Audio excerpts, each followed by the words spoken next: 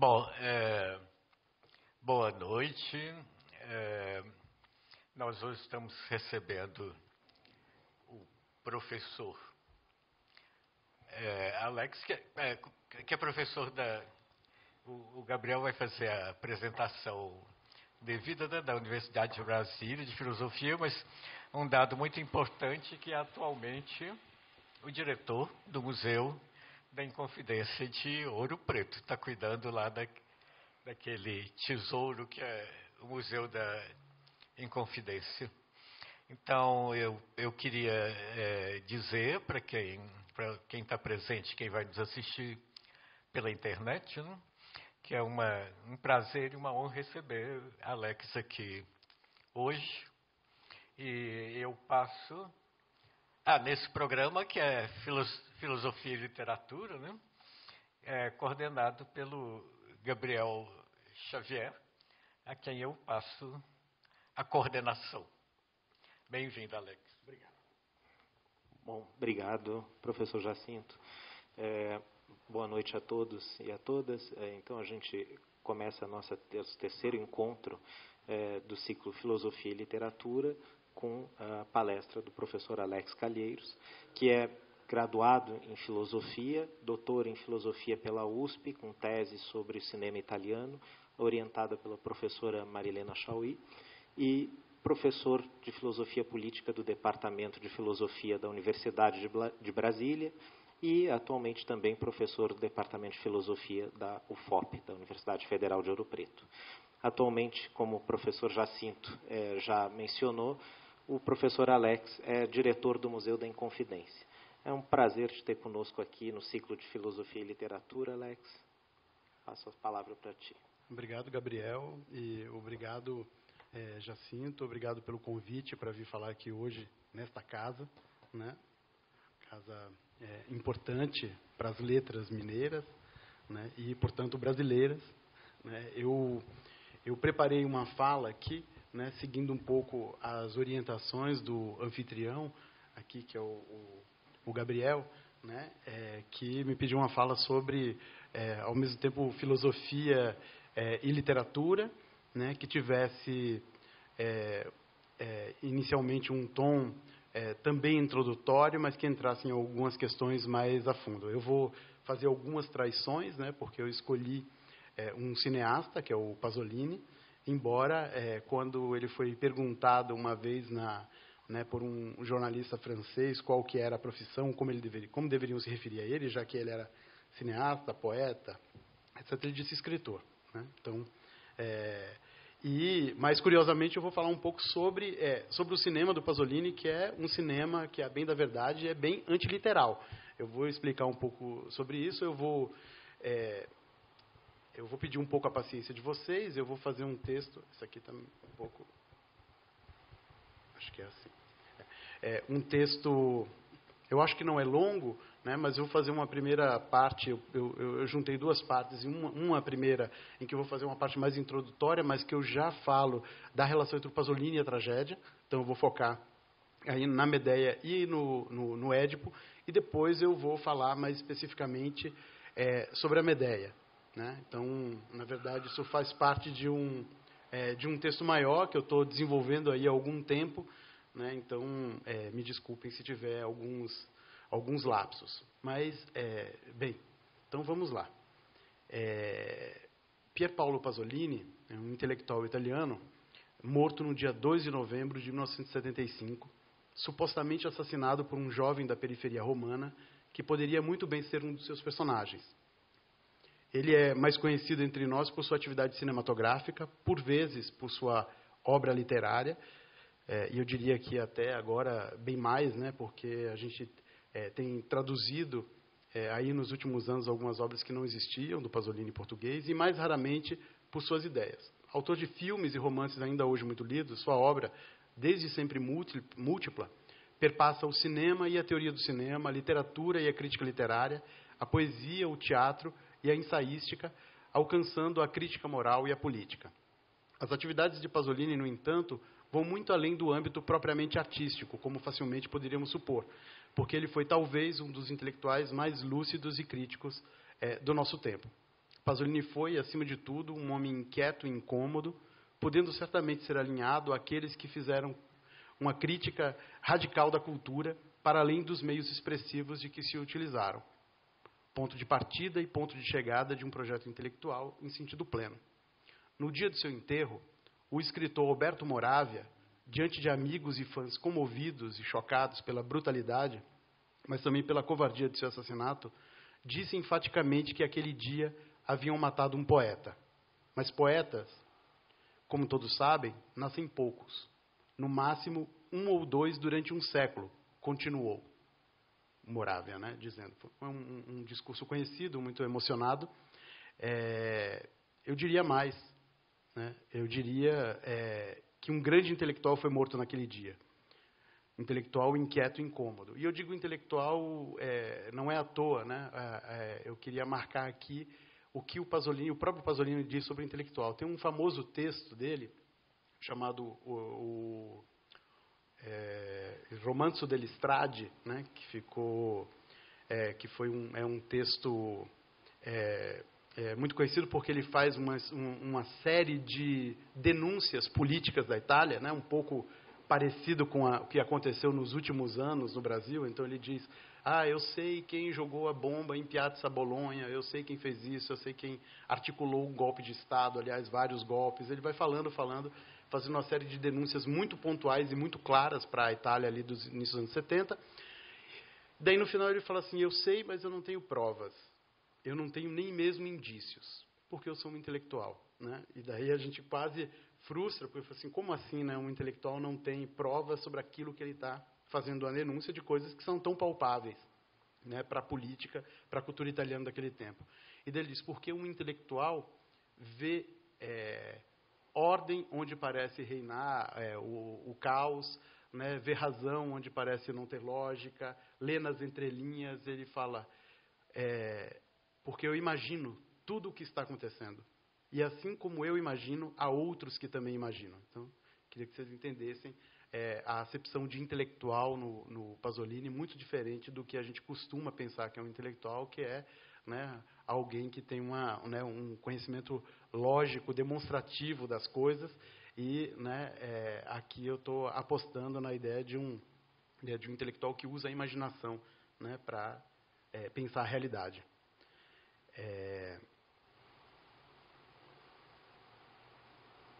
Mas a inquietação, marca inconfundível de sua vida pública e privada, nunca foi movido por problemas abstratos. Tampouco se colocava publicamente por mero narcisismo, transformando sua vida em um espetáculo. Foi, desde sempre, pela realidade, ou melhor, pelo sentimento de inadequação que a realidade lhe impunha. Pasolini, como ninguém, transformou sua inadequação em argumento contra o fascismo que domina nossa cultura. Movido pelo que chamou de uma paixão desmesurada pela realidade, transformou-se não por ingênua indignação, mas pelo mais forte sentimento patriótico e humano, num crítico mordaz da cultura italiana que, segundo ele, estava passando por um verdadeiro processo de decadência. Uma trágica mutação. Mas é importante notar que o processo de decadência, intuído e apregoado por Pasolini, não era apenas uma suspeita. Já estava, segundo ele, plenamente instalado, não somente na cultura italiana, exemplo talvez mais próximo e mais esdrúxulo, mas em toda a cultura ocidental. Pasolini dizia que a vulgaridade da liberdade, que nunca fora conquistada, mas concedida pela classe dominante, era o motivo pelo qual, tal como numa tragédia grega, né, carregávamos uma culpa que deveria ser de todo modo espiada.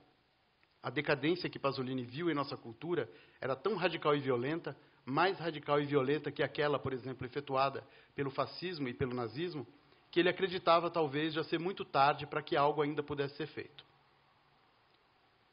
Para que pudéssemos ansiar por algum tipo de salvação. A decadência do nosso tempo é mais absoluta, diria Pasolini, porque ela não é mais imposta, mas alegremente aceita por cada um de nós. O esquema pelo qual Pasolini explica a realidade é claramente teológico. Né? Os homens, iludidos por aquele que se pôs no lugar de Deus, o dinheiro, vivem e não percebem como que encantados aquele que se apossou não somente dos nossos corpos, mas também das nossas almas. Pasolini agitava-se, ainda que no deserto, contra a nova idolatria que se instaurava.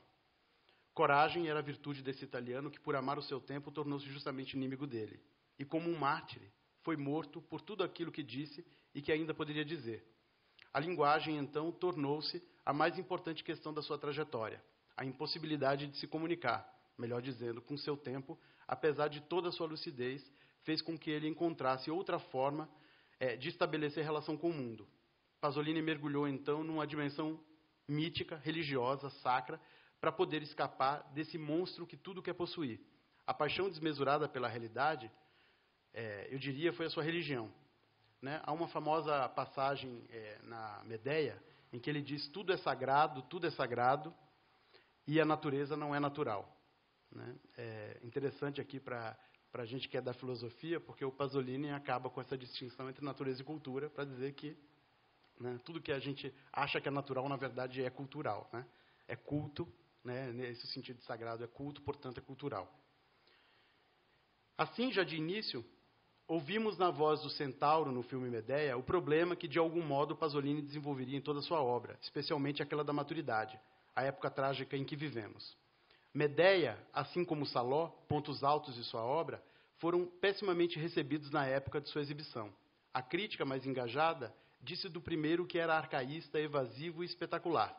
Do segundo, como se pode imaginar, perverso.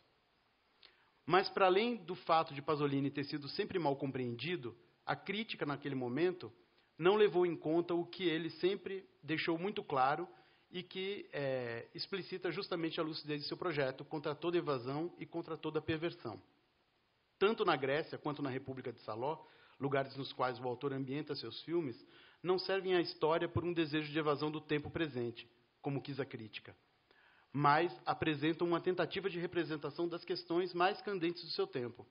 Representar o tempo, na verdade, para melhor apresentá-lo. O conflito entre dois modelos culturais, um burguês irracional, encarnado por Jazão, e outro antiburguês irracional, encarnado por Medeia.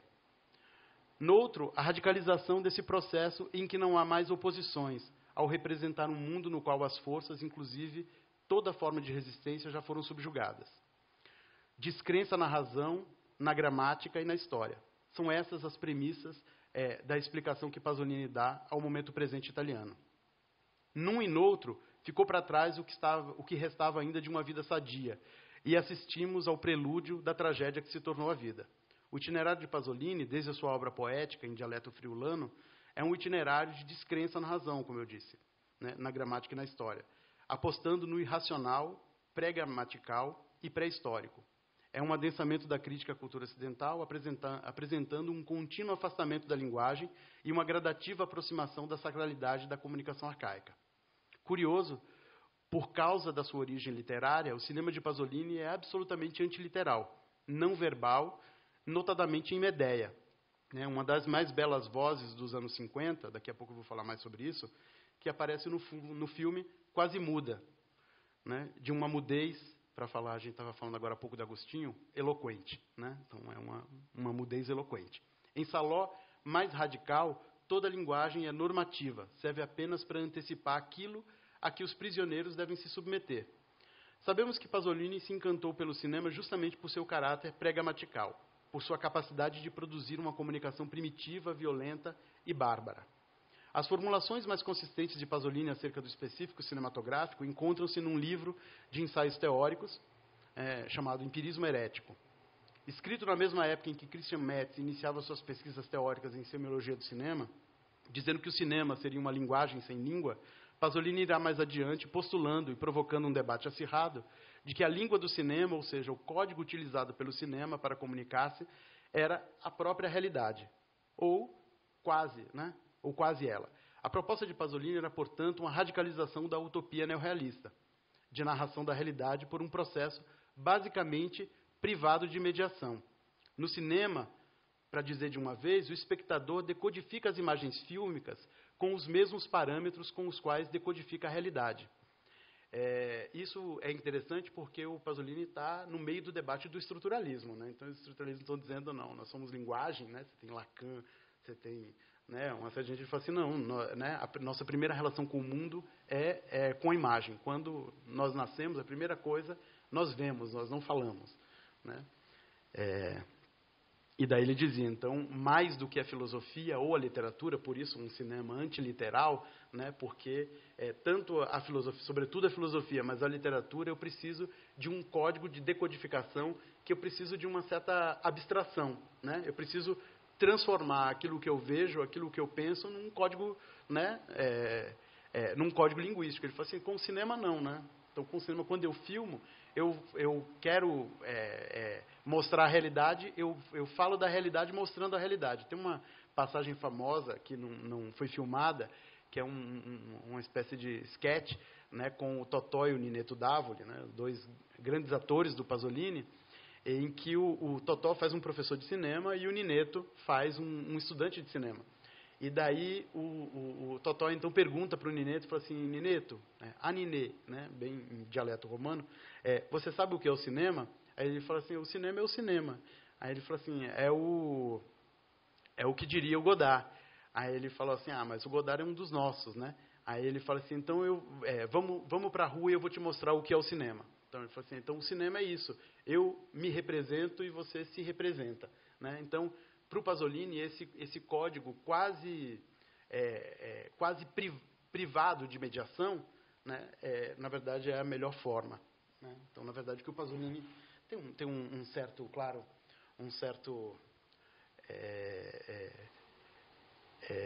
ingenuidade, digamos assim, pelo menos ele é acusado naquele momento, até que recentemente as teorias do cinema do Pasolini têm sido relidas, né, numa outra chave, né? Eu acho muito interessante essa ingenuidade semiótica, né, do Pasolini, porque, na verdade, ele não está tão preocupado com o específico cinematográfico ou com uma questão teórica, simplesmente, mas ele está pensando na relação entre o homem e o mundo, né? Então, na verdade, como é que eu penso o mundo, né? Então, eu diria por isso que o Pasolini também tem sido recuperado como um pensador, né? Eu diria forte demais, um filósofo, né? Mas como um pensador. Tem um texto que eu traduzi recentemente, que é muito interessante, do Pasolini, que é sobre o roteiro, né? E o título do texto é muito curioso, porque ele diz uma estrutura que quer ser outra estrutura, né? Porque ele fala assim, o que é o roteiro, né? O roteiro não é literatura, né? Mas também não é filme. Aí fala assim, então, o que é o roteiro? Assim, o roteiro tem que ser lido como um texto literário com uma certa virtualidade, né? Ou seja, pensando como se ele fosse ser filmado. Então, eu não penso ele como literatura, eu penso ele como, né, como um filme, mesmo ele não sendo um filme. Então, esse lugar, né, que está no meio, eu acho que é o que inquieta o Pasolini numa série de coisas, por isso que ele troca de registro a toda hora, né, da poesia para a ensaística, do romance para o cinema, da crítica literária para a tradução, e etc.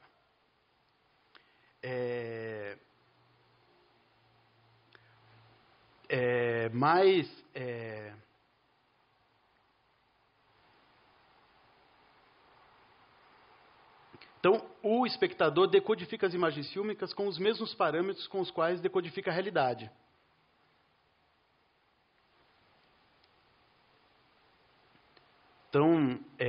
Então esse meio, né, em que ele faz questão de dizer bárbaro, né, portanto, né, antiliterário, né, eu diria barbarizar, então, nesse caso, é pensar contra a racionalidade burguesa, né? Pasolini, em sua obra, em sua vida, é marcado por esse desejo primitivo, alucinado, violento e pragmático pela realidade. E é nesse amor tornado encontro com a realidade que ele descobre a alienação do mundo. A realidade, ao contrário do que se prega, né, na nossa cultura racional, para o Pasolini era sacra, misteriosa e ambígua, de modo algum natural. A alienação começa justamente quando se começa a ver a realidade como algo natural. O cinema, de certa forma, se desapega da tentativa de mediar abstratamente a realidade e reintroduz o homem numa dimensão sacra, misteriosa e bárbara do mundo. Assim, né, para falar brevemente, Pasolini não é um decadente. O barbarismo pasoliniano é uma atitude genuinamente filosófica. Barbarizar é pensar contra a racionalidade da sociedade burguesa. O cinema é uma arma não em favor da cultura, mas contra ela, né? Pode soar estranho aos nossos ouvidos a conclusão tirada por esse grande intelectual. Temos pouco a fazer a não ser nos revoltar, né? E isso é tudo. É isso que intuímos, afinal, quando acompanhamos o desespero de Medeia, que se mata e mata os próprios filhos por sentir na pele sua incompatibilidade com o mundo estabelecido. Ou ainda, quando vemos o soldadinho fascista de Saló, que ao tentar resistir, amando justamente uma vítima como ele, uma garota negra, é surpreendido pelos superiores e levanta o braço esquerdo, mesmo sabendo que vai morrer. Mas isso nós apenas podemos compreender se antes entendemos que, distante do projeto revolucionário daquele que foi o pai, ou humilde irmão da Itália, como diz um poema Cinzas de Gramsci, restou-lhe somente a revolta com um herói trágico, justamente, que, mesmo sabendo o destino reservado, demonstra sua altivez na luta contra o que lhe é imposto. Por isso, mesmo descrente da adesão que poderiam surtir suas palavras, não deixava de gritar em praça pública. Né? Como um Cristo danado, herético e banido, quase religioso em sua irracionalidade, ele teria mesmo de morrer. A vida e a morte de Pasolini foram insistentemente marcados pelo compromisso incondicional com uma verdade que ninguém queria escutar. O compromisso de Pasolini, mortas por sufocamento as esperanças revolucionárias, passou a ser esse amor sem crenças, desesperado e trágico pelo real. O tempo de Brecht e Rossellini, ou seja, né, quando ainda era possível aprender e ensinar, acabou, dizia o Corvo em Gaviões e Passarinhos. Mas, de algum modo, Pasolini cumpriu seu papel, porque seu desespero profético em seu tempo encontra hoje, na sociedade de consumo, uma justa adequação. Ou não é verdade, né, que nossas vidas estão completamente subjugadas pelo mais poderoso dos poderes e seus ritos de morte? Ou não é verdade que nossa vida não é mais vida? Hoje, por isso mesmo, mais do que nunca, talvez seja um momento de voltar ao seu pensamento, não por mera erudição, né, atitude que certamente pareceria detestável aos olhos do poeta das cinzas, já que trataria de uma atitude tipicamente burguesa, filisteia, para falar com sotaque nietzschiano, mas para pelo menos compreender que está melhor, né, o mal que nos aflige. E daí agora eu vou tratar especificamente da Medeia.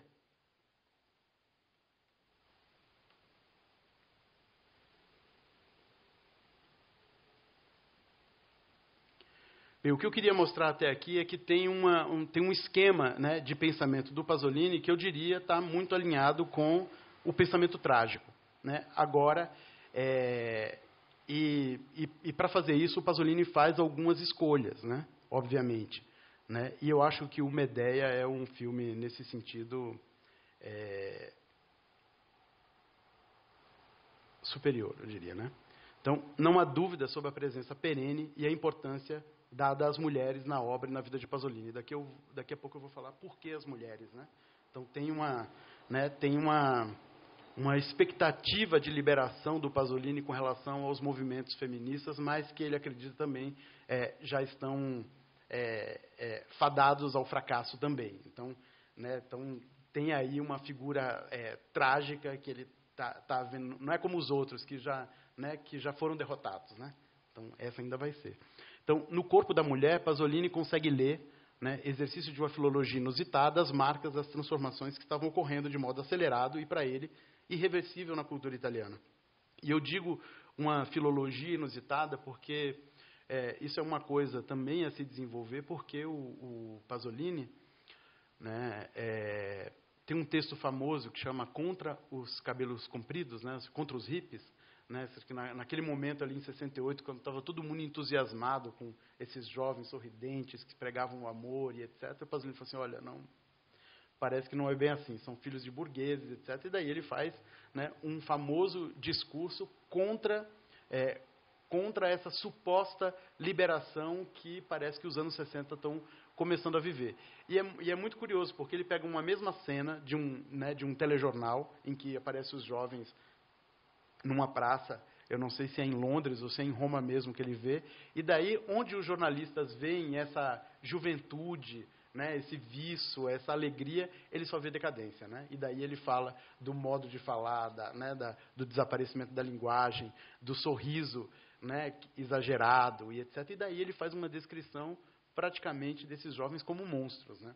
Então, que não é aquilo que aparece de fato. E, a partir daí, o Pasolini vai começar insistentemente a fazer esse tipo de análise, seja fisionômica, né, seja de descrição da paisagem italiana e da sua degradação. Tem um texto famoso dele, do final dos anos 50, ou seja, quando a Itália está no auge, né, no boom, começando o boom econômico, e daí ele vai fotografar, sai com um fotógrafo pela costa italiana, né, e onde todo mundo vê festa, né, renascimento depois do pós-guerra, ele vê a entrada avassaladora do consumo na Itália e na Europa, e já anuncia, claro, não sem as leituras vindas aí da teoria crítica do que está acontecendo e do que vai acontecer com o mundo, né? Então, eu acho isso muito interessante. Tem uma amiga que, felizmente, vai levar a cabo uma pesquisa que eu gostaria muito de fazer, porque tem um ex-professor de filosofia da linguagem, que é o Michel Laúde, da Unicamp, que abandonou tudo no doutorado. Ele estudava lógica de Port-Royal e Wittgenstein para estudar o Pasolini. E todo mundo achou muito estranho.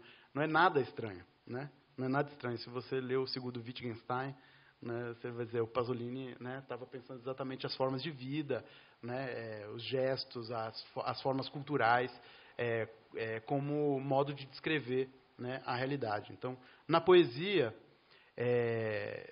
por exemplo, Súplica à Minha Madre, poema cruel e violento, abre-se todo um discurso sobre esse lugar, clichê na cultura italiana e na interpretação que se faz do poeta, mas que ganhará pouco a pouco contornos mais críticos e articulados, elemento decisivo para compreender aquilo que em seu léxico político ficou conhecido como mutação antropológica, o processo de transformação dos valores e características da sociedade italiana, ocasionado pela própria mutação ocorrida no modo de organização capitalista em sua fase consumista, ou que o Pasolini chamava também de o neocapitalismo, então, ou neofascismo, né? O tema da mulher mãe se estende, passa da poesia ao teatro, da intervenção pública ao cinema.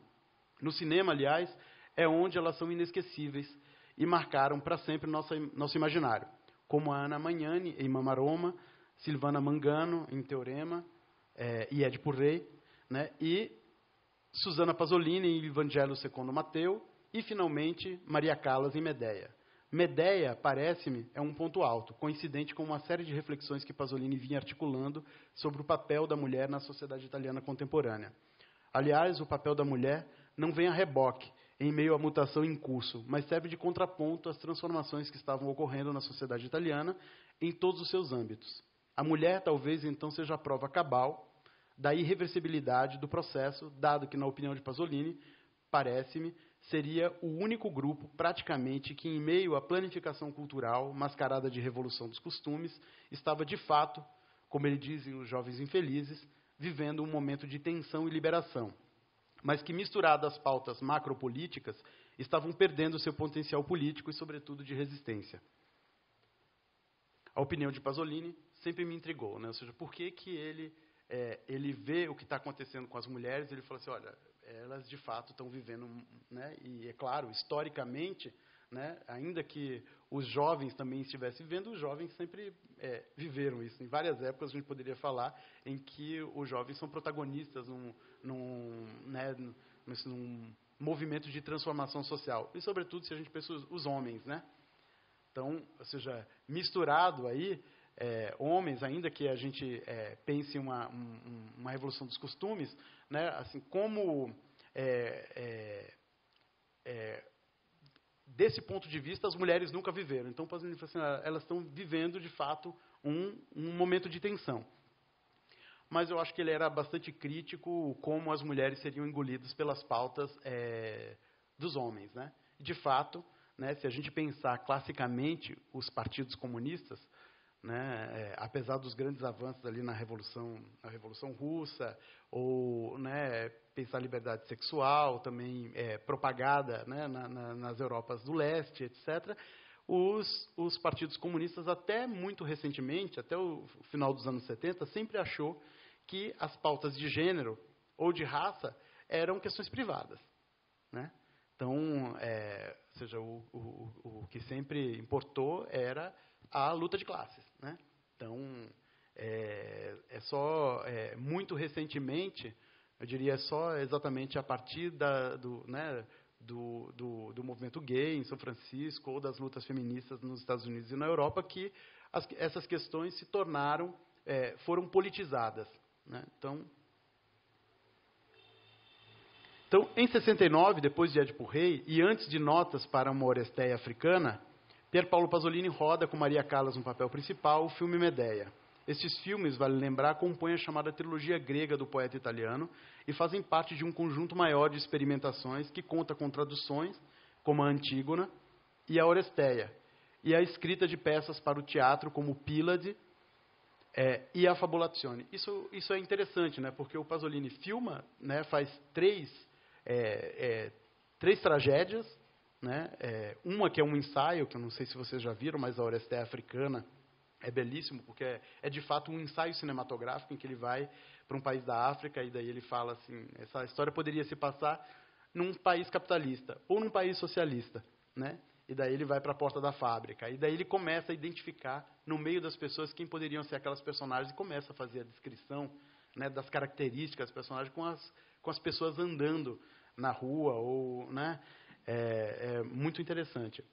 Mas tem uma coisa que é muito mais curiosa no Pasolini, é que ele chega a escrever tragédias, né, algumas como se fosse um escritor antigo, como Pílade, né, em que ele toma uma personagem ali da Antígona e desenvolve essa tragédia do ponto de vista do Pílade, portanto, e a Fabulazione, que é um Édipo invertido, né, em que, né, aí se passa nos anos 60, em que um pai, no debate com o filho, percebe que não vai ter jeito e que o melhor é ele matar o filho, né? Então, a história é invertida.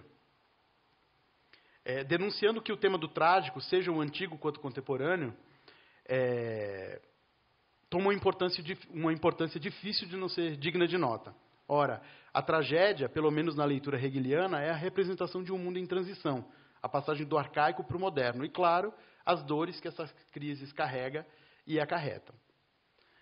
Não quero fazer com isso qualquer aproximação entre Pasolini e o filósofo alemão, que, ao contrário, acreditava que a contradição expressa na oposição entre o velho e o novo produzia uma síntese positiva, lampejo tardio das luzes, que não demorou muito, mostrou sinais de falência. Em Pasolini, a transformação que vinha sendo operada pela história burguesa produzia, por sua vez, a maior catástrofe da história humana, mais alinhada, certamente, se quisermos continuar aqui no ambiente da filosofia, ao lado dos filósofos da teoria crítica, que atentaram para os equívocos da modernidade racionalista e da catástrofe que estava sendo gestada. A questão que não torna Pasolini um conservador, como se sabe, era naquele momento sua maior preocupação. Preocupação que ocupará suas criações e intervenções públicas até a morte.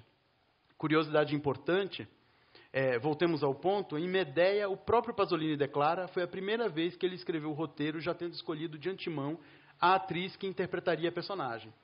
Maria Callas, aliás, já havia sido consultada por Dreyer para fazer a Medea, mas as circunstâncias e logo depois da morte do cineasta impediram que o projeto pudesse ser realizado. O detalhe não deve ter escapado à atenção de Pasolini, embora certamente não foi só por isso. O convite do cineasta italiano para que a cantora lírica fizesse as vezes da personagem trágica em seu filme, longe de parecer inusitado, evoca um momento particularmente importante no ambiente cultural do pós-guerra italiano, quando havia feito, entre os anos de 53 e 61, sua mítica passagem pelo Teatro La Scala de Milão. Vivia-se naqueles anos um tempo de entusiasmo, passados, ainda que muito recentes, os duros anos da reconstrução. A vinda da grande diva, naquele momento, queria também ser disso um sinal, né? Então, a Itália estava se tornando rica e poderosa. Trazer a maior cantora de ópera para uma longa temporada no Scala, né, era um sinal muito claro. Para Pasolini, no entanto, aquele momento era um momento no qual já se poderia entrever no brilho ofuscante do progresso neocapitalista, na sinfonia ensurdecedora dos comércios em euforia, não um renascimento, mas os dias finais de uma civilização. O ocaso de culturas milenares que até então, e a despeito de tudo, resistiram até ali ao desaparecimento. Mas deixemos-nos levar pela leitura muito particular de Pasolini, que captou na figura abismal e desesperada de Maria Callas. No período em que esteve no La Scala, ficar evidente a potência lírica da sua voz. Nunca mais, comenta-se, sua voz foi mais cristalina e tão potente quanto naquela temporada. E não obstante isso, é a presença física que lhe reputará a distinção que a tornou inigualável. Foi a perfeita combinação entre canto lírico e o gênio dramático, especialmente perceptível em peças como La Traviata, entre outras, né, e desenvolvida com a colaboração de Luchino Visconti, né, isso é também um detalhe, o Visconti, embora também seja mais conhecido pelo cinema no Brasil, ele fez muito mais óperas do que filmes, né? Acho que ele fez 13 filmes contra 17 do Pasolini, e ele fez mais de 40 óperas, né? E o Visconti revolucionou a ópera italiana porque até então, ou seja, até ali os anos 30, a ópera era pensada sobretudo como canto lírico, né? Então, a importância era a presença da voz e dos cantores. O Visconti vai introduzir a importância do teatro, né? E daí as peças vão se tornar, claro, ele era wagneriano nesse sentido, se tornar espetáculos totais, né? E é claro, o Visconti vai esmerar, né, a Callas exatamente nessa função, digamos assim, de transformação da ópera italiana. Que fez com que Callas não fosse apenas uma cantora lírica, mas talvez a maior dos tempos modernos, uma atriz completa, não somente pelas habilidades técnicas, mas por encarnar, né, e daí aqui eu já estou pensando no Pasolini, os atributos necessários para expressar na visão de mundo do poeta das cinzas a perfeita tradução de um tempo. No La Scala, Medea foi uma das suas primeiras performances, mas mais simbólico, né, mais importante de ter sido a peça a obra que abriu a temporada da Callas, ou não sei se foi a primeira, talvez uma das primeiras, ela foi a última, né, a última peça encenada pela Callas na saída, e a gente sabe, depois disso, ela entra em decadência, né? Ou já estava, né, começando. Foi também a sua despedida. Imagens da sua atuação registrada por um espectador amador dão um pouco a ideia da presença visceral e inequívoca de Callas sobre o palco, presença que Pasolini percebeu assim que a conheceu, pouco antes de convidá-la para o papel, agora para o cinema. Neste caso, Pasolini fez a Medea para esta Callas, que, como eu disse, estreou muitos anos antes e fez aquela inesquecível despedida. Foi para Callas que viveu um momento de auge e decadência, coincidente com um momento de auge e decadência da Itália. De fato, Callas foi a última diva no país do melodrama. Para Pasolini, a voz desesperada de uma mulher dividida entre a origem americana, moderna e, ao mesmo tempo, ancestral. A voz perdida entre um mundo por vir, ou em curso, violento e genocida, e um mundo em extinção. Dizia-se, sua voz parecia com a voz de cantoras antigas, e sua presença divina. Uma força para recordar o célebre poema recitado por Orson Welles em La Ricota, para Pasolini, vinda do passado, e no presente, já sem lugar.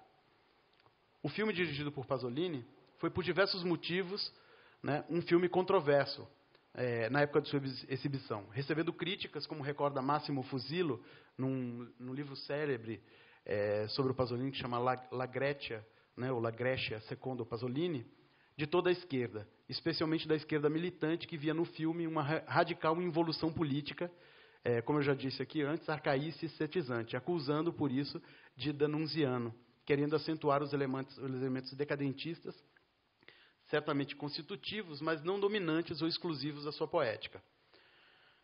O fim dos anos 60, também, diferentemente daquela estação dourada de 10 anos antes, é um momento de grandes dificuldades para a grande Callas. No momento em que estreia o filme assinado por Pasolini, Callas vive o início da sua tragédia pessoal e profissional, que culminará em sua morte em 78.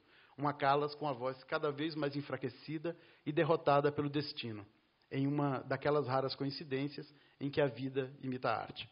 A incompreensão naquele momento do projeto trágico de Pasolini, mas sobretudo de Medea, é exemplar da condição de isolamento estético, mas também político, que cada vez mais marcará um lugar.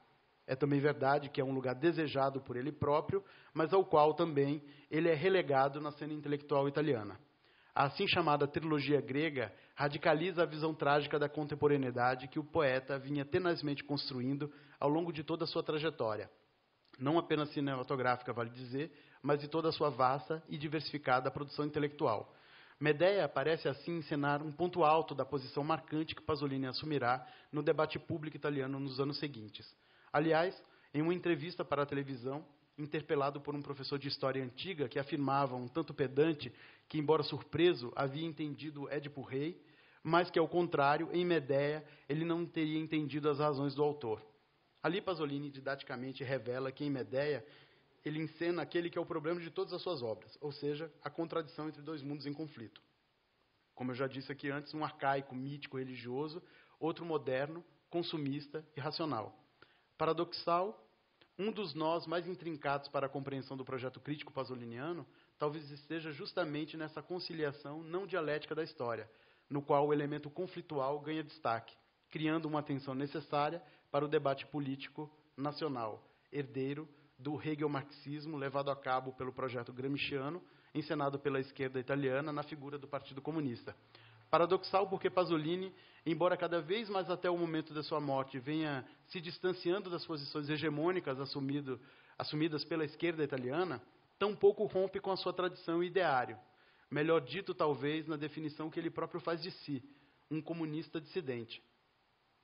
Em uma entrevista que concede para o programa de televisão Donna Donna, veiculado pela RAI em 21 de setembro de 74, sobre as profundas mudanças que estavam ocorrendo na sociedade italiana, em especial sobre a incidência de tais transformações sobre a família, Pasolini é interpelado a discorrer sobre o papel da mulher. As transformações que a Itália vinha sofrendo em todos os âmbitos, especialmente em relação aos costumes, era um tema que ocupava seus interesses, como é amplamente desconhecido, pelo menos desde 59, precisamente no ensaio que escreve para a revista Il Continente, acompanhando uma série fotográfica que lhe servia de ilustração, percorrendo o litoral naquele verão particularmente buliçoso, quando percebe, de um modo absolutamente surpreendente, que a Itália definitivamente estava passando por um processo acelerado de transformação. E, ao contrário do que poderia parecer, dada a euforia e o entusiasmo daquele verão, deflagrara-se o início do processo que se radicalizará naquele que se costuma dizer foram os anos malditos da sociedade italiana. Num outro momento, também bastante lembrado, em Comizi d'Amore, um documentário que dirige em 63 sobre a sexualidade na Itália, volta ao tema, quando também, a contrapelo, lê nos supostos avanços dos costumes daquela Itália em rápida ascensão os sinais claros de sua decadência inútil. Ora, acerca das transformações sofridas pelas mulheres em particular, sabemos a opinião de Pasolini. Sob a suposta ideia de liberação sexual, estava implícita a demanda da nova ordem para a qual as conquistas femininas não vinham acompanhadas de uma conquista cultural. As conquistas femininas foram rapidamente instrumentalizadas e objetificadas na propaganda, no cinema, no espaço, no trabalho. Valeria a pena analisar as entrevistas dadas por Pasolini em que o tema aparece, e eu não vou ter tempo para isso agora, né, ou aos poemas dedicados a Calas, ou a textos dedicados, por exemplo, a Brigitte Bardot e a Marilyn Monroe, para perceber a aguda percepção de Pasolini sobre como essas mulheres acabaram por se tornar vítimas do mundo que elas pareciam ter conquistado. Embora pessimista, Pasolini parecia ver uma discreta possibilidade de resistência nas mulheres, como eu já comentei, mesmo que engolida pelas pautas macropolíticas. Tema também recorrente em Pasolini é essa diluição do potencial transformador, curiosamente operado pela esquerda, desenvolvido plenamente em Saló. Tema também recorrente em Pasolini, essa diluição do potencial transformador, curiosamente, é operado pela esquerda, né, como é bem desenvolvido em Saló, mas já presente no texto Os Jovens Infelizes. Não há diferença entre o filho de um fascista e de um comunista. Mas o que estava vivendo o feminismo italiano naquele momento? E eu lembro aqui, né, de uma série de experiências. O Pasolini, na verdade, passa por um período conturbado aí na relação com as mulheres, porque ele assume uma série de posições, digamos assim, eu vou dizer sempre paradoxais publicamente, né, quando ele se coloca contra, sobretudo, o divórcio e depois contra o aborto. Né, e é claro, eu entendo as posições do Pasolini, que não são de forma alguma conservadoras e muito menos consoantes à igreja ou ao patriarcado ou à ideia de família italiana, né, mas acaba que ele, né, coloca água nesse moinho. E as mulheres vão exatamente interpelar o Pasolini nisso. E eu acho que nesse diálogo, né, entre o Pasolini e as feministas italianas, ele vai avançar bastante. Tem uma outra coisa que acho que a gente não vai dar tempo tratar aqui, é que o Pasolini está muito bem afinado, ou seja, contra essa polarização da política italiana entre liberais e comunistas, né, que, no final das contas, para o Pasolini, ou para uma certa tendência do pensamento italiano, são partes opostas de um mesmo jogo, ou seja, um não vive sem o outro, né? Então, na verdade, a grande questão de um certo pensamento de esquerda italiana é exatamente como se colocar fora disso, ou se há um lugar fora disso, né? Ou como estar dentro sem se comprometer, né? Eu acho que tem uma coisa a se investigar, né? E por isso a escolha da Medea, né? Ou seja, o Pasolini se dizia um comunista dissidente. Então, esse lugar de comunista dissidente ele é muito interessante, porque ele não está exatamente negando, né, o lugar de onde ele se coloca, mas não quer dizer que ele adere, né, a tudo o que, digamos assim, esse macro grupo impõe, né, ou seja, como estar dentro estando fora, né, ou seja, né, assumindo uma radicalidade crítica que eu acho que ele identifica exatamente, talvez ele esteja querendo representar isso, né, com relação ao movimento das mulheres dentro das pautas maiores, não se deixar engolir nem por essas pautas maiores externas às questões, né, das mulheres, mas também tampouco, né, se colocar apenas enquanto grupo aderente a também todas as reivindicações desse mesmo grupo, né, ou seja, assim como ser de esquerda sem necessariamente ter que ser obediente a um partido, né? Como ser feminista sem necessariamente entrar nas grandes pautas do feminismo. E daí eu acho que a Medea é uma figura exemplar, porque primeiro, essa que está contra tudo, inclusive contra aquilo que, para o clichê italiano, né, exatamente a mãe é a que mata os filhos, né? Então, esse lugar de antinatureza aí que Medea assume, eu acho que acaba caracterizando esse lugar do contra, né, que o Pasolini defende para a nossa saúde, digamos assim, espiritual, ou seja, como assumir uma atitude trágica, né, ou bárbara, né, diante do mundo, né? É isso. Obrigado.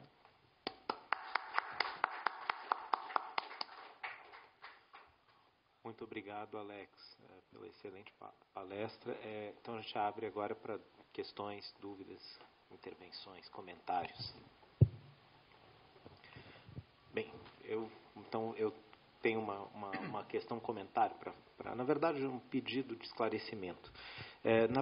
Uma das premissas que me pareceu uma das principais na primeira parte do teu texto foi justamente essa relação entre sagrado e natureza, né? Desde onde, justamente, de acordo com a tua leitura, o Pasolini institui uma noção própria de cultura, né? Uma compreensão própria de cultura, que dá munição para ele, por exemplo, para fazer uma crítica à cultura vigente, né? Uma cultura burguesa, por assim dizer, né? Eu queria te ouvir um pouco mais sobre essa noção própria de cultura que está imposta lá, né, no Pasolini como uma cultura do sagrado, né, e que muitas vezes tu te referiste a ela como bárbara, né? Muito interessante. E que relação ela teria, na verdade, né, com a possibilidade de fazer esse diagnóstico que ele faz? Porque esse é o lugar de onde ele parte para fazer o diagnóstico da cultura contemporânea, né, em que ele está inserido.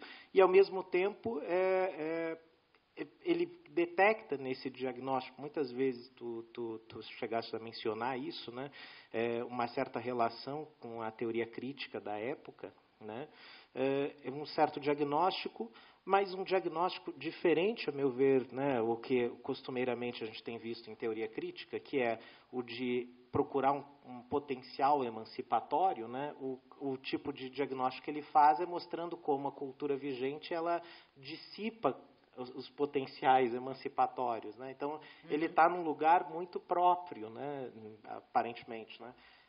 Eu queria te ouvir um pouco mais sobre isso, porque me parece que o cerne todo está justamente nessa noção muito própria que ele tem de cultura, né? o Pasolini é um poeta, né, para começar. Então, para ele, a contemporaneidade começa, né, nos gregos. Então, eu acho que quando ele fala da cultura burguesa, é porque, para ele, a cultura burguesa, ou o que acontece, né, a partir dessa transição, digamos assim, né, o que vem depois da tragédia, né, o que vem depois da tragédia, é exatamente uma operação que é uma falsa distinção entre o que é natureza e cultura. Então, eu acho que o Pasolini, nesse sentido, adoraria ter conversas com o Zé Celso, né? Porque, para ele, o problema é que a modernidade, que, eu repito, começa, né, com os gregos, com toda essa noção de logos e de polis, ou quando, digamos, quando essas dimensões da vida se sobrepõem às outras dimensões, para ser mais claro, né, e aniquilando essa outra dimensão, né, faz essa distinção. Então, eu acho que é nesse sentido. Então, para o Pasolini, de fato, aquilo que a cultura burguesa separa entre cultura e natureza, para ele não existe, né? E também não há verdadeira cultura, né, numa cultura burguesa, porque ela opera a partir dessa distinção que para o Pasolini não deveria existir, né? Então, é claro, para alguns críticos do Pasolini, ele tem né, como eu falei, ele pode parecer arcaísta, porque está querendo, como se ele quisesse um reencantamento do mundo, né? Então, como é que isso acontece? Bem, Pasolini ficou conhecido por criar justamente um cinema que ele chama um cinema de poesia, né? Então, e ele tem uma frase que eu adoro, ele fala assim: eu sou protegido pelas minhas contradições. E a ideia do cinema de poesia é uma contradição interessante, porque o cinema é um dispositivo de registro da realidade mecânico. Então, né, para alguns, inclusive, o cinema retrata a realidade, né, como o cinejornalismo, então, a ideia de cinema-verdade, uma própria certa utopia do neorrealismo. Como é que o cinema poderia ser, ao mesmo tempo, esse registro mecânico do real e algo de subjetivo, né, poético, né? Então, acho que o Pasolini não tem problema em operar a partir dessas contradições. Também tem uma outra coisa que eu gosto muito para poder pensar o Pasolini, como é que ele pode ser, ao mesmo tempo, um marxista, ou seja, alguém que acredita na possibilidade de transformação da realidade, né? Ele não seria um comunista, ou seja, acredita numa possibilidade revolucionária, digamos assim, e, ao mesmo tempo, ter todo esse arsenal trágico, né, na sua criação, né, artística. O mesmo acontece com o Visconti, né? Como é que ele consegue ser comunista, né? Ou seja, repito mais uma vez, acredita na transformação da realidade e, ao mesmo tempo, manusear, manipular todas essas dimensões do melodrama, que é uma dimensão, digamos assim, que naturaliza, né, os problemas sociais, etc., né? Justifica eles. Então, o Pasolini sabe muito bem, é claro, não é louco, né? Ele não está dizendo assim, olha, vamos voltar aqui atrás. E não é um rousseauista, né? Digamos assim,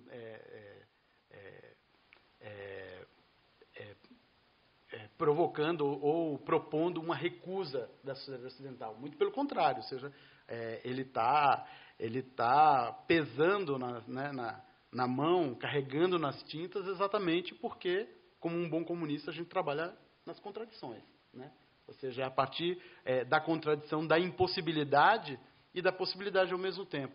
Tem um famoso texto do Pasolini que se chama... como que chama? Sobre os pirilampos, eu acho. Esqueci agora o título exato, mas ele fala sobre o desaparecimento dos pirilampos. É uma imagem poética, né, mas também baseado em alguns relatos científicos, que o desaparecimento dos pirilampos na Itália significava também o fim da sociedade italiana, né? Claro, hoje a gente sabe que o desaparecimento de alguns insetos pode, de fato, estar sendo prenúncio de uma catástrofe ambiental que a gente está vivendo, né? É claro que ele falava isso intuitivamente do ponto de vista poético, né? Agora, o que eu acho, eu não sou tão pessimista, eu já fui mais pessimista em relação ao pensamento do Pasolini, né, o que ele achava do mundo, mas eu acho que o Pasolini também é fruto de uma época, né? que é o pós-guerra italiano, onde em quem cresceu, né, aí, nos anos 30, e ele cresceu, ele nasceu em 22, exatamente, ainda que muito jovem, numa cultura antifascista, o que acontece com a Itália do pós-guerra é uma decepção absurda, né? Ou seja, ver o Partido Comunista se aliar à democracia cristã, né? E assim, administrar as crises políticas e não fazer as transformações prometidas, né? Tem um famoso poema do Pasolini também sobre o filme Roma Cidade Aberta, né? Em que ele pega aquela cena das crianças na colina ali, né? Olhando para São Pietro, parece que, né, o horizonte está se abrindo. E daí ele está 10 anos depois, o cartaz do filme, o filme está sendo reexibido e o cartaz está velho e craquelando ali, daí ele fala assim, é isso, né? As nossas esperanças foram para o beleléu, né? Mas eu acho que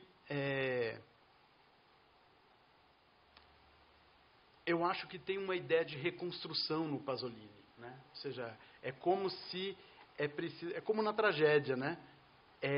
Todas as personagens precisam morrer, né? Para que não tenha mais uma noção de destino ou uma determinação qualquer que diga como os homens têm que viver, né? Então, eu acho que tem uma aposta poética, né? Estou falando que o Pasolini, quer dizer, claro que ele é também pragmático, né? Mas não estou pensando que ele está fazendo uma proposta política, é um lugar isolado mesmo, mas uma certa crença que é preciso que tudo acabe para que, né?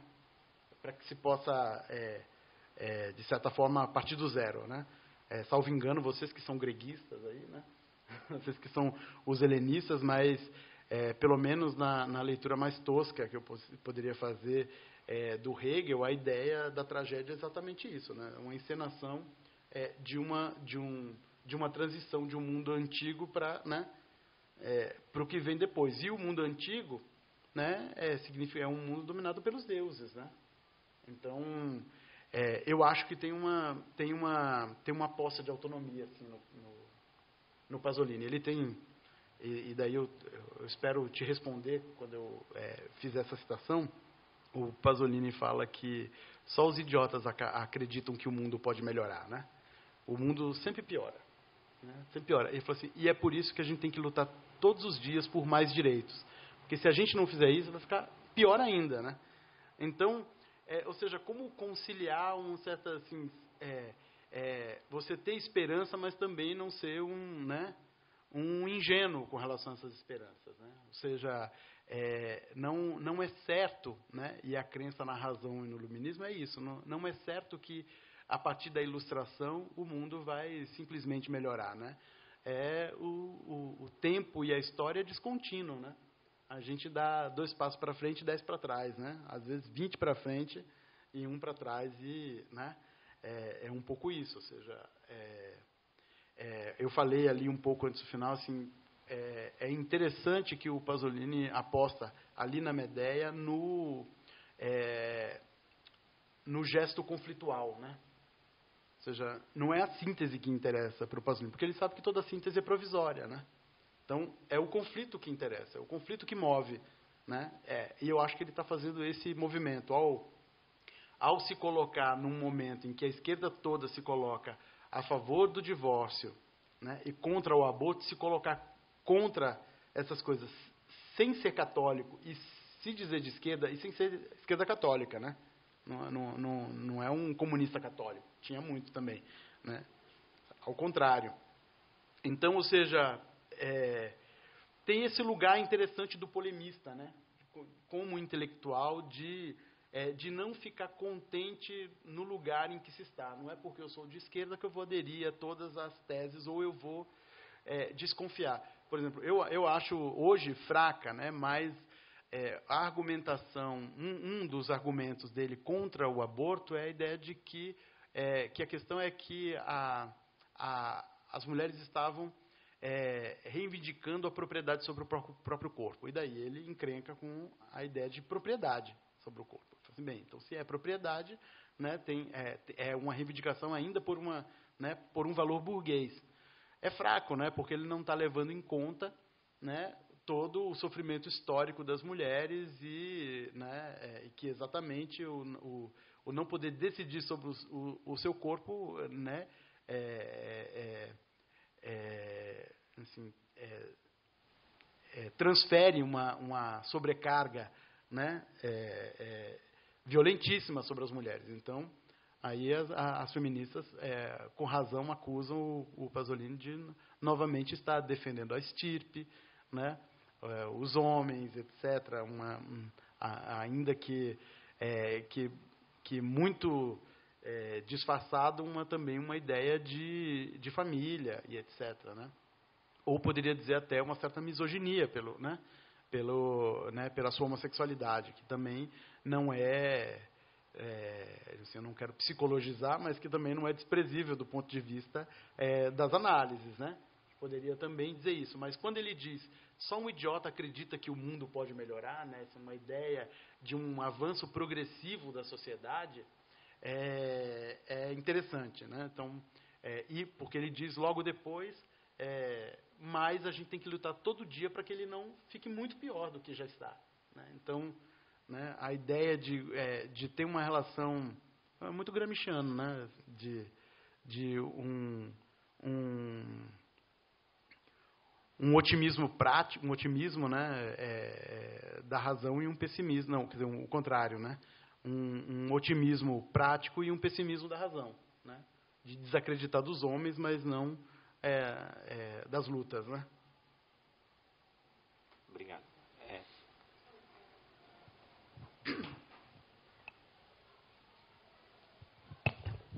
Oi, Alex. Obrigada pela fala. Teria duas questões. Uma, acho que você já está contemplada parcialmente.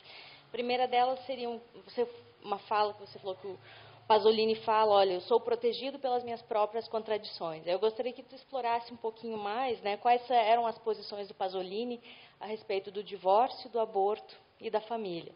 E era uma outra questão que acho que seria um pouco mais extra Pasolini, mas me chamou muito a atenção quando você falou como que do estatuto literário do roteiro cinematográfico, porque diferente de uma peça de teatro, que ela pode ser compreendida como uma boa peça, né, uma obra literária autônoma em si, independente da montagem, o roteiro não pode, né, se você pudesse falar um pouquinho mais a respeito desses pontos. Com relação à família, o divórcio, todas as questões, eu acho que eu responderia num esquema de interpretação que o Pasolini faz, que parece banal, mas me parece também real, ou seja, que é só uma demanda da reorganização do capitalismo, ou seja, que uma ideia de família tradicional não é produtiva, não é produtiva. Então, é por isso a desconfiança dele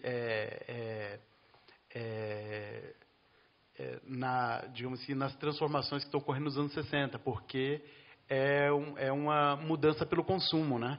O consumo, inclusive, de novos valores, né? Então, é muito interessante esse filme. Inclusive, o Foucault escreve um artigo chamado As Manhãs Cinzas da Tolerância sobre essa enquete que o Foucault traduz assim, né? Como se estivesse fazendo uma enquete sobre o sexo na Itália.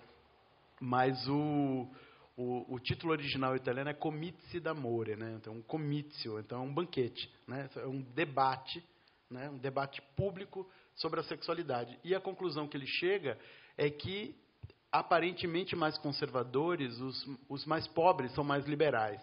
E, aparentemente mais tolerantes, os burgueses são mais conservadores, né?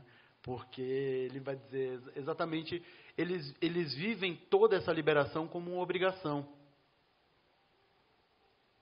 né? Então, recentemente, nem tão recentemente, alguns anos atrás, eu li uma matéria numa dessas revistas de tipo Capricho, nessas coisas, que falava assim, entusiasmadíssimos sobre, né, sobre essa nova onda de liberação sexual que o mundo estava vivendo, de trisal, essas coisas todas. E daí, eu acho, não sei se era a Maria Rita Kell, que faz uma análise do vocabulário que os jovens estão usando. E daí eles falam de mais prazer, mais lucro, né? Ou seja, todo o vocabulário era econômico e não amoroso, digamos assim, né? Não estavam falando de amor, estavam falando de número, né? Era sempre mais. Então, eu acho que é disso que o Pasolini está falando, né? Então, quando ele diz que o divórcio ao invés não é uma conquista, né? Que é uma claro que, né, eu sou absolutamente a favor do divórcio, né? Acho que o Pasolini também devia ser, mas então, quando ele está pensando assim, eu acho uma análise mais conjuntural, né? Eu acho que assim, interessa à nova organização do capitalismo que o divórcio seja implementado, né? Porque para ele não interessa mais a família burguesa, né? Essa produz pouco e consome pouco. Então, eu acho que um esquema talvez muito amplo, mas eu acho que é por onde ele estava pensando. A outra pergunta era sobre... Ah, tá. Eu não sei se o teatro também não estaria no mesmo esquema, ou seja, ele não é um romance, né? Um romance você lê como um romance, né? Embora ele possa ser adaptado. O Shakespeare sim, né? O Shakespeare pode ser lido de qualquer modo, mas eu acho que ele também aplicaria isso ao teatro, né?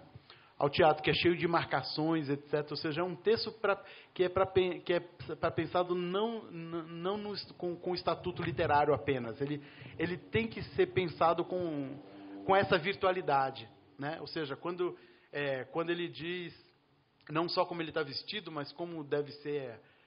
sei lá, nas marcações que tem propriamente no texto de teatro, né? Você imagina ele sendo encenado, né? E, no entanto, ele não está encenado. Ele poderá nunca ser encenado.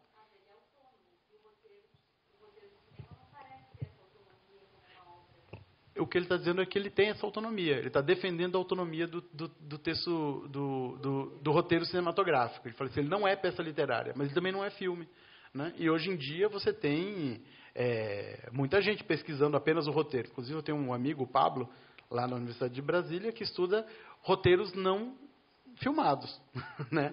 Então é a prova de que, né, que o roteiro talvez tenha um estatuto. E ele usa justamente bastante o Pasolini para pensar, né, esse lugar. E, sei lá, né, eu estudei um filme, O Obsessão, né, que é do Visconti, que foi inspirado num romance americano, B, né, que é aquele The Postman Always Rings Twice, que foi filmado 3 vezes. São muito diferentes entre si, né? E se a gente imaginar o filme do Visconti, em que ele pensou em 3 atrizes diferentes para ser, eu poderia imaginar filmes absolutamente diferentes, né? A partir do reposicionamento dos atores que ele escolheu, ou a ambientação, etc. Então, o roteiro tem uma virtualidade que eu acho que claro que quando eu leio um romance eu também penso ele, mas o roteiro me obriga a fazer isso, né? Me obriga a pensar ele como filme, né? Como filme. Eu queria puxar o assunto aí do desvio para a Grécia. Uhum. A tragédia, né? Você comentou essa coisa pré-linguística, e isso está muito aí, e que fica muito diferente, né, da tragédia que a gente recebeu e que vira início um texto literário, mas ela está em cima todo daquele diálogo, tem muita fala, e o Aristóteles já dizia, não que eu concorde com ele, que o espetáculo não faz parte da arte poética, né? É o menos importante na tragédia. Agora, na hora que volta para aquela Grécia do Pasolini, está voltando para uma outra coisa, né? Eu acho que isso é o impacto, né? Parece que está na pré-história, muito antes da Grécia, ou uma Grécia muito mais não é a Grécia da tragédia como todo mundo está acostumado. O que eu estou querendo raciocinar, assim, da mesma forma como tem essa pré-linguagem, não tem uma pré-imagem também, não? Para desconstruir essa coisa da própria tragédia grega. Uma pré-imaginação. Aquilo não é a Grécia. Ah, claro, não. É uma por invenção. Inclusive, como o Pasolini filma, né? As roupas, não tem nenhuma tentativa de reconstrução histórica. Eu acho que o que ele está levando a sério na ideia de tragédia é que a tragédia é a encenação do fim de um mundo e o início de um outro, né? Sendo que o Pasolini identifica muito claramente que o mundo pós-trágico, né, é esse que opera, como eu falei aqui, uma distinção no mundo entre natureza e cultura que para o Pasolini, né, ou seja, no mundo da Medeia não existe, né? E o que ela está vivenciando, isso que é a tragédia, é exatamente a introdução dessa distinção e que a gente sabe qual será o resultado, né? O Logos vai se impor contra toda a dimensão dionisíaca, né? Então, ou seja, a tragédia não é aquele mundo antigo, a tragédia é a encenação do fim do mundo antigo, né? Desse mundo arcaico. Então, o Pasolini está colocando justamente a Medeia como né, essa figura que não suporta essa transição de mundo, né, essa passagem. Transpondo para a Itália do século XX, o Pasolini está né, pensando num esquema, como essa Itália arcaica e milenar, né, dos dialetos, dos costumes, desse cristianismo pré-histórico também, né, está em vias de desaparecimento pelo discurso de progresso e de modernidade, que poderia ser, né? Aliás, aí tem, né, aí é um outro capítulo à parte que é a diferença entre progresso e desenvolvimento no Pasolini, né? Então é uma ideia uma ideia de progresso que que não tem conciliação com esse mundo antigo, né? O Gramsci, por exemplo, pensava né, a partir da diversidade linguística italiana. O Dante também, né? Você constitui uma língua exatamente né, a partir dessa diversidade cultural. Mas o que a gente vê com a entrada do neocapitalismo na Itália é o desaparecimento brutal em poucos anos, né? Então, se até a década de 50 a maioria da população italiana falava dialeto, né? Hoje praticamente todos os dialetos sumiram. O que você tem são inflexões dialetais e eram línguas orais. Então, com o desaparecimento dessas línguas, desaparecem culturas inteiras, né? O Pasolini chama isso de mutação antropológica ou um genocídio cultural mesmo que está acontecendo. Então, eu acho que o esquema da tragédia é a encenação dessa passagem, né? Que falsamente opera a distinção que é possível conviver esse passado arcaico e mítico. Esse é o casamento da Medeia com Jasão, né? Como se fosse possível unir essas duas dimensões da vida. Mas o que acontece de fato é que uma dimensão precisa desaparecer, né? O Pasolini claramente se coloca do lado da outra porque ele acha que essa outra é violenta, né? Não sei se eu consegui responder. Bom, alguém mais? Não? Bom, então agradeço mais uma vez, Alex, a belíssima palestra. Agradeço a todos e todas presentes aqui conosco. E, bom, a gente vai ter um próximo encontro ainda do ciclo de Filosofia e Literatura, com a palestra do professor Daniel Bonomo, agora em setembro. Então, aguardo todos para o próximo encontro. Obrigado.